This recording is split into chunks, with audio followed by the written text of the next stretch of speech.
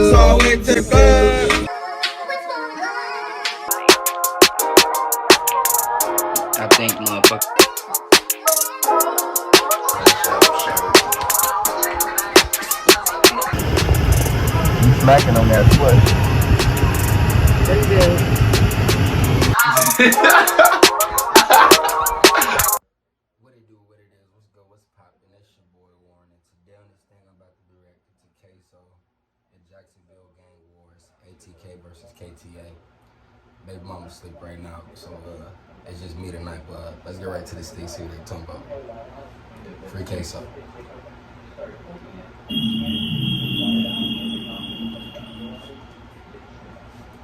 That album cover is making its way around social media. The cover shows pictures of men who have been murdered in Jacksonville.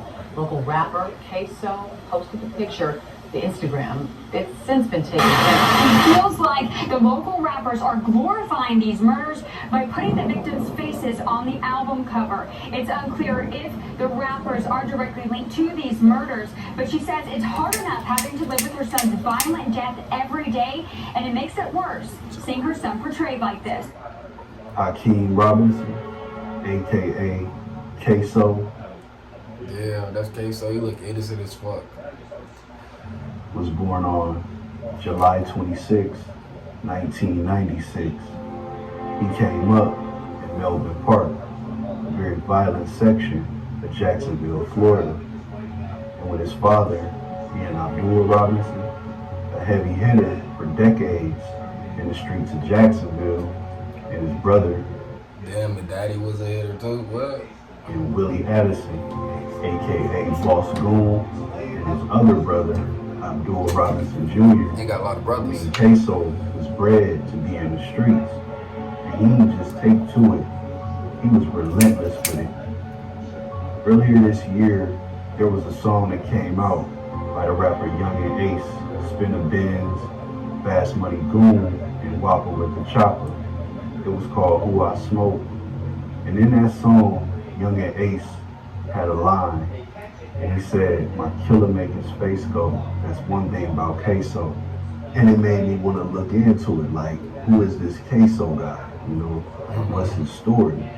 And when I looked into his life, wild, man, that ain't even a word to describe it. He represents the ATK, also known as Ace's Top Killers, hailing from the east side, with affiliations in the west side of Jackson. So that's Ace crew. That's great. Bill also. His main ops are KTA, Whole crew, they about also them. known as Kill 'Em All, and they're led by the rapper Julio, They hailing names from the go north crazy. side, Hilltop area, with affiliations in the south, the Arlington area of Jacksonville, with the Y&R gang, Young and Reckless. Damn, KTA deep. And KSOO was ready for war.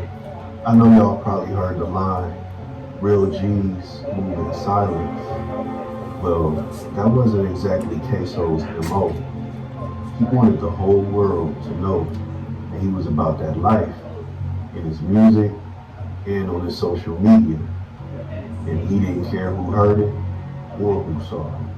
Staring at my grandpa DeVoe. My mama told me chill, cause I be killing niggas. You for real? Man, for real, I be really killing niggas. What? I don't tell lies. All I do is stay fast. Kill any nigga. I do not care what he act. KSOO would go on to display how much of a savage he could truly be on a song he had called Been Dead. At the beginning of the video, he sets the microwave to 9, then he proceeds to smoke a blunt, smoking on his dead ops. Yeah, that shit go hard. 9 stood for Dimitri Mixon, Rest in peace, bro. aka Rest in Lil peace. 9, who was famously mentioned in the song Who I Smoke. Now, even though Lil 9 was KSOO's blood cousin, that didn't stop him from dissing him at all. That's And it led crazy. to some people to believe that KSOO may even have played a part in the broad daylight drive-by that took the life of Lil 9. Listening to that Chicago song, I'm on your cousin. Giving you a bird's eye view. The shooting sent people in nearby buildings ducking for cover. It's like bop, bop, bop, bop, and bop. it just happened fast, man. 10 seconds, maybe everything. And this is surveillance video of the crash following that shooting in Arlington. We've highlighted the black car seen slowly driving down the street. The car police are now looking for a connection with this shooting. KSOO would hop online, mocking the death of Little Nine, constantly trolling the KTA crew, letting them know that they should check the score. The ATK had hit them up again.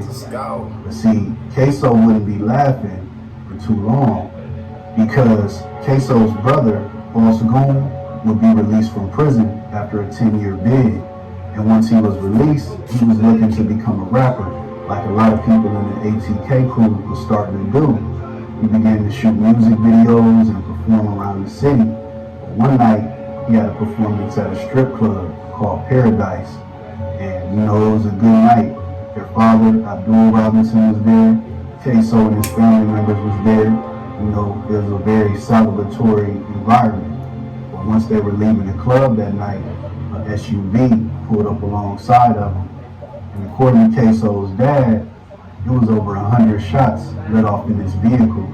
2 or 3 cars pulled up on the side of us, shot inside our car over 100 times, killed my son in the front seat, shot my son in the back, in the head 3 times, shot my nephew several times, a couple more passengers in there were shot several times, numerous of times. And I drove all the way from there to Memorial Hospital, shot in the back myself twice. Now, like I said, KSOO's dad, Abdul Robinson, was allegedly a heavy hitter in the streets of Jacksonville. And after this tragedy happened in his life with his family being shot up and his son, Boss Goon, being murdered, he wanted to assure the public that he was going to let the police do their job and he wasn't going to send nobody out for no revenge. He was just going to let the justice system. We don't believe in no justice system. We don't slide. Take care of him. He wants people to know he's not retaliating for the murder of his son. I want justice for my son. I'm not sending nobody out there. They got quote unquote, I'm supposed to have hits. They say actions speak louder than words. And the actions that occurred the weeks following the death of Boss Goon turned the city of Jacksonville into a war zone. There were several shootings between the two crews. Elon Musk handed a janitor an idea for a passive income online And constant dissing on Instagram, especially when it came to Julio Fulio, one of the top faces of the KTA crew. He was constantly getting at KSOO, letting them know, hey, we the ones that got your big bro, along with the affiliate crew, Y&R, Young and Reckless.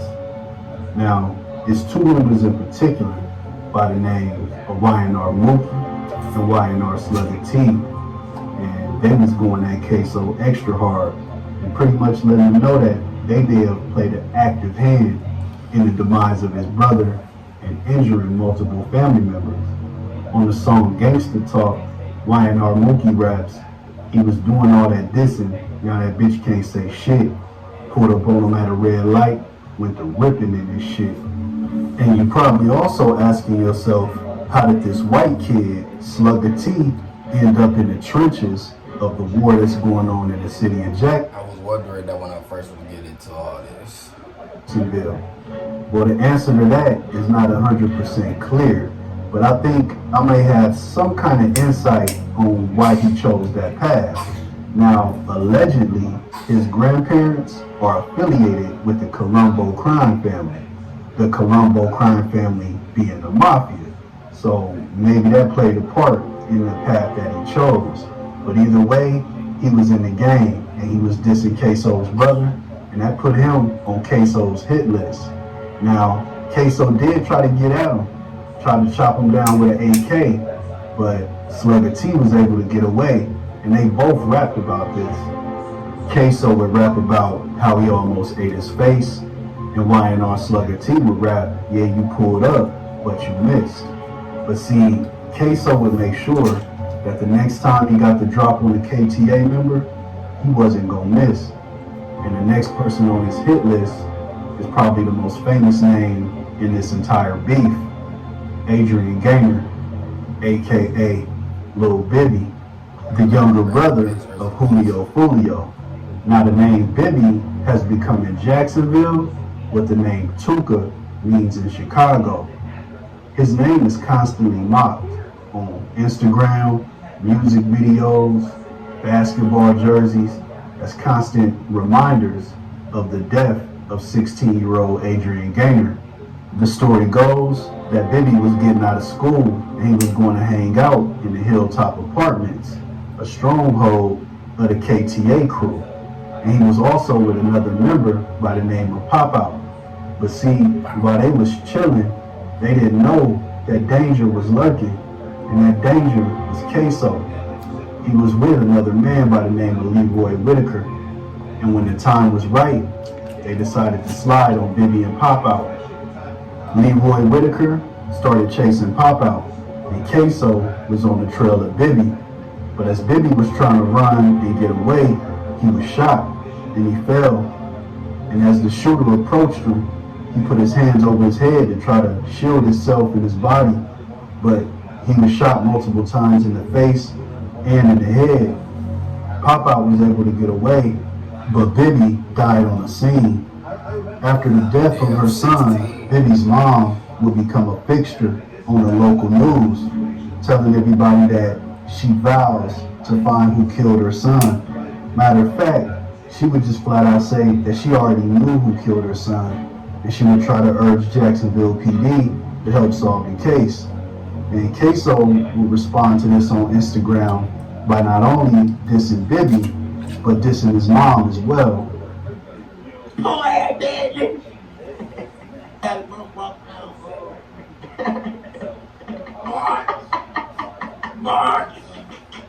March! We're gonna get him, March!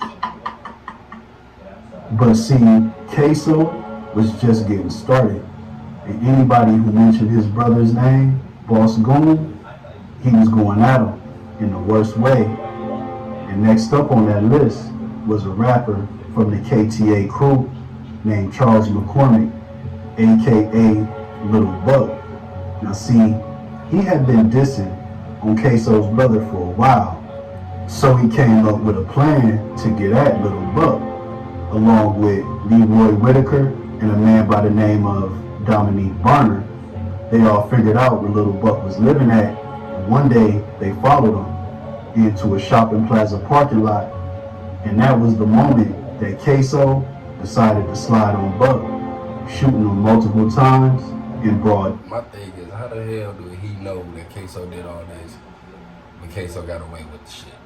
It's crazy. Daylight.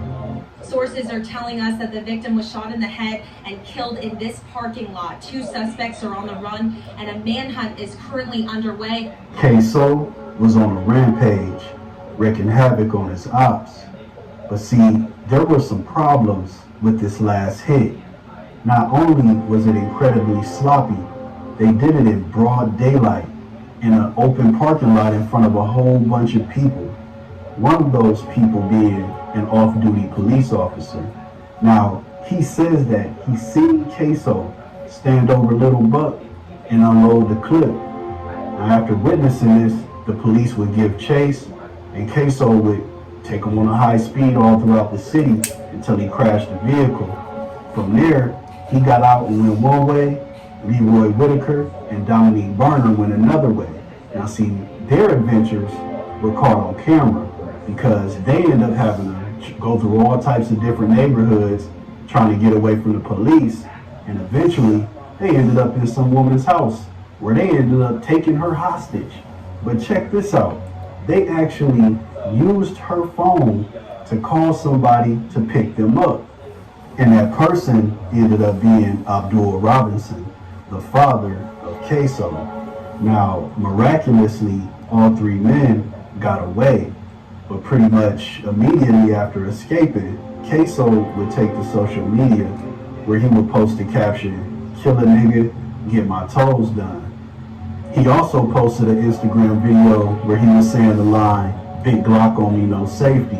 And that's a reference to a Little Buck song where he said the exact same line. He also put up a caption on Instagram with Little Buck that said, "Bye bye." So he definitely wasn't hiding from the spotlight when it came to who was behind this murder.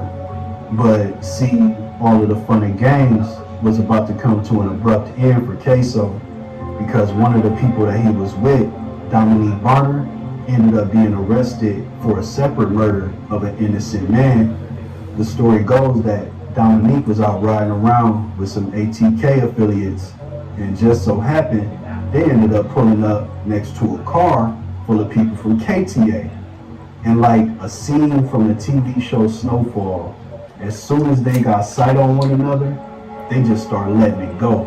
And Daniel Rothermill was killed in this hell of gunfire. Now, Dominique Barner would be booked at the Duval County Jail, and during his time there, he must have felt very comfortable talking, because he ended up speaking with a federal informant. Somebody was wearing a wire and ended up asking him about some of the murders that were going on, and he pretty much laid out the Fed's case for him, and he also implicated KSOO in murders as well.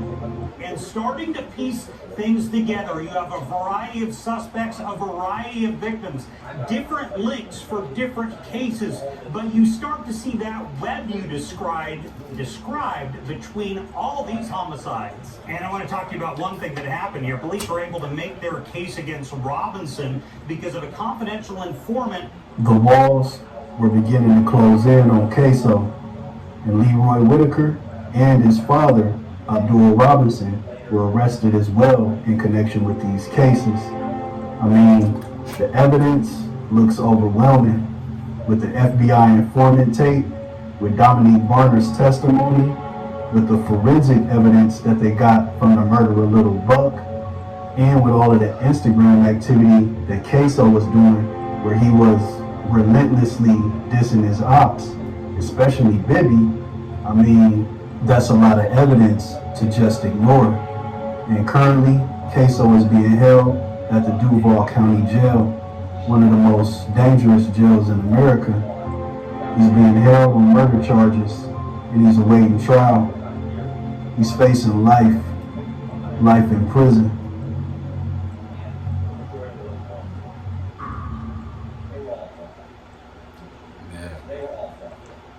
Gotta watch your people, man. Watch who you around and everything. And may y'all gotta like, comment, subscribe. Please tell me what y'all think. Peace.